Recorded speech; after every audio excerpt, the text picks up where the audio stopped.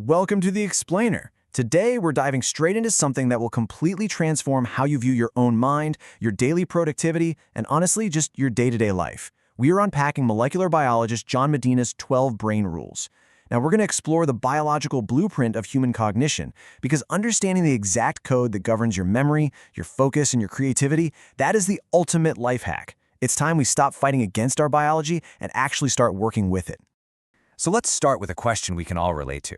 Have you ever wondered why you inevitably hit that wall and feel inexplicably sleepy around 3 p.m.?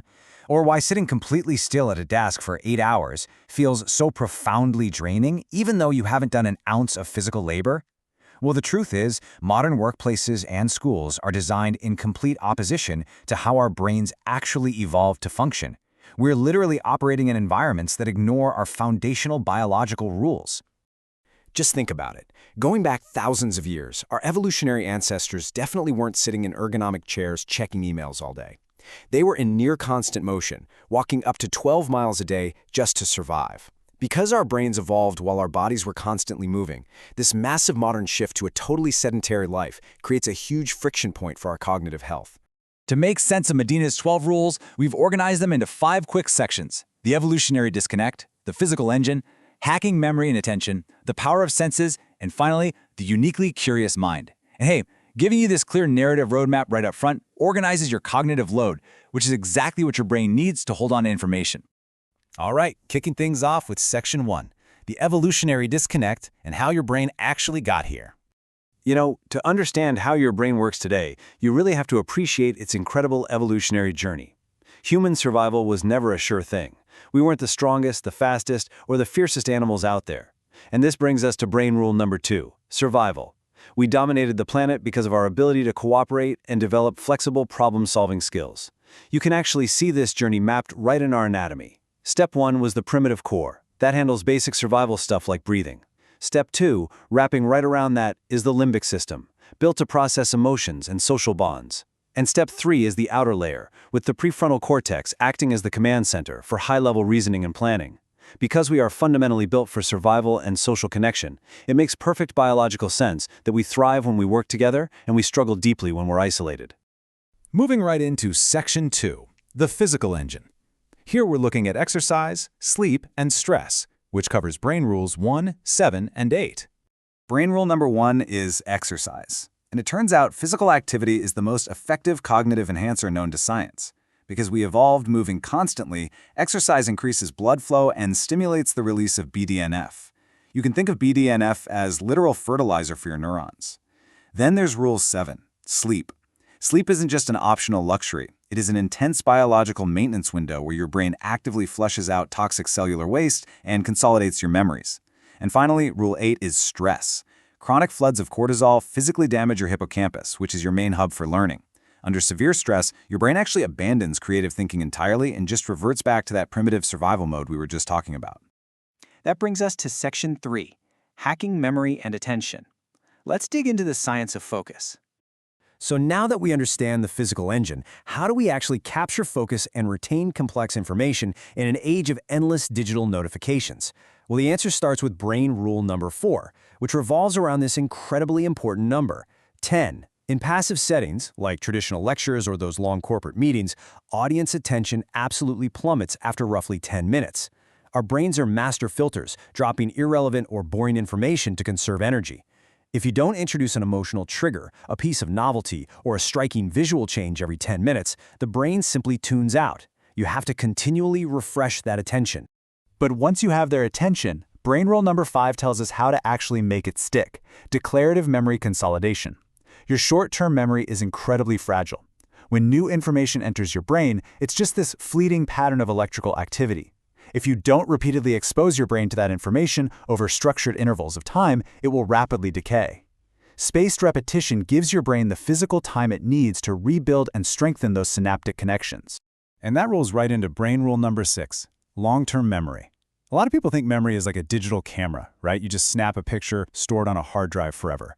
But modern neuroscience reveals it's actually an active, ongoing construction project. Look at this cycle.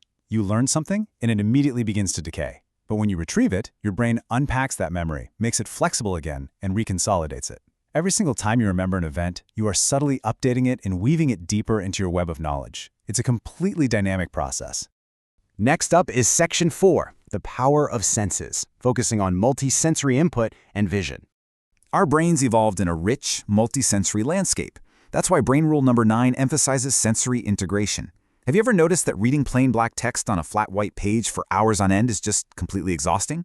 That's because text is actually an incredibly inefficient visual medium for your brain. To read just one word, your brain has to first recognize every single letter as an individual picture, translate those shapes into sounds, and then combine those sounds into meaningful concepts. It's a massive processing load. Which leads us to brain rule number 10. Vision trumps all other senses. Hence the quote, the pictorial superiority effect. People retain only a tiny fraction of oral information days later, but when you add a compelling picture, retention skyrockets.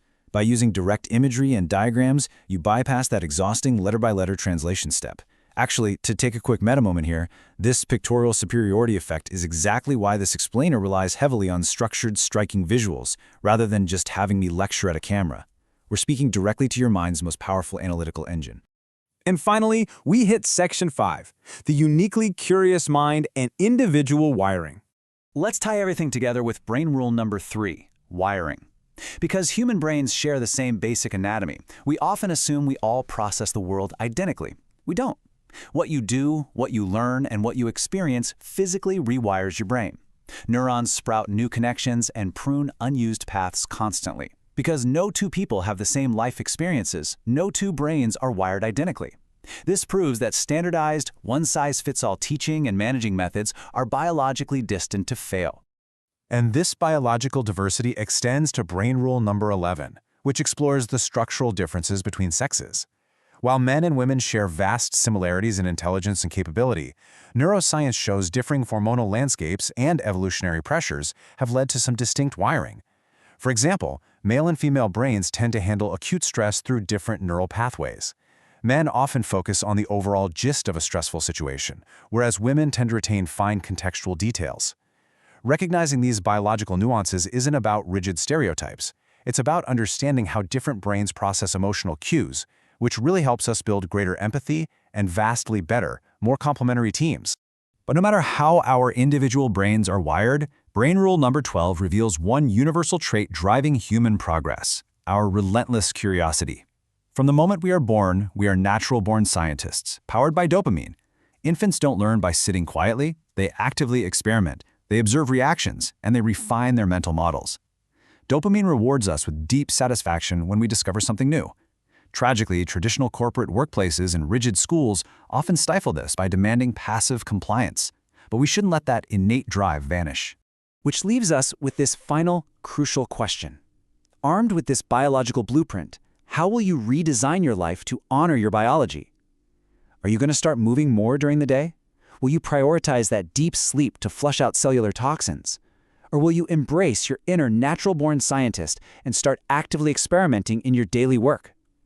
Stop fighting your evolutionary hardwiring and start operating like the great explorer you were born to be. Thank you so much for joining me for this explainer, and I hope this sparks a completely new way of thinking about your beautiful, complex brain.